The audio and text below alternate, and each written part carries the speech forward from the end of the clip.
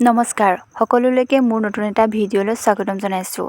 সদায় মই নতুন ভিডিঅ' দিবলৈ চেষ্টা কৰিছোঁ, সেইবাবে আজি এটা নতুন ভিডিঅ' লৈ আহিছোঁ। যিহেতু আগতে আমি ঘৰৰ বাঁহৰ চুঙাত যিবোৰ খুঁটা থাকে তাত পইচা থৈছিলোঁ, যিটো আজিকালি পকা ঘৰ হোৱাৰ পৰা দেখিবলৈ নোপোৱাই হ'লোঁ। সেইবাবে মই ভাবিলোঁ যে সেইটোকে বনাই চাওঁ। এটা বাঁহৰ চুঙা ল'লোঁ, ধুনীয়াকৈ কাটি ল'লোঁ, কাটি পানি পইচা ভৰাবৰ বাবে ফুটা এটা কৰি ল'লোঁ।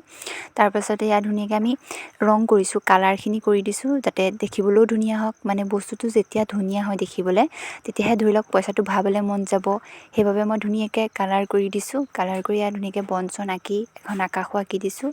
আমি ধুনীয়াকৈ পখিলাও দিছোঁ আৰু অলপ পোক চোকো আঁকি দিছোঁ যাতে দেখিবলৈ ধুনীয়া হয়। তাৰপৰা ওপৰত এটা ধুনীয়া পুতলা টাইপৰ দেখিছেনে, মুখ থকা পুতলা ঢাকি দিছোঁ যাতে সেইটোত পইচা ভৰাব পাৰোঁ। দেখিলে মানে নালাগে যে এইটো পইচা ভৰাবৰ বাবে বনাইছোঁ। কি ধুনীয়া লাগিছে দেখিবলৈ। এইটো পুতলাটো পইচা খাই দিছোঁ, দেখিছে কিমান ফূৰ্তিত হাঁহি পইচা খাবলৈ পায়। আৰু এইটোৱে হৈছে ইয়াৰ ফাইনেল লুক। কেনেকুৱা আছে জনাব দেই। Thank U.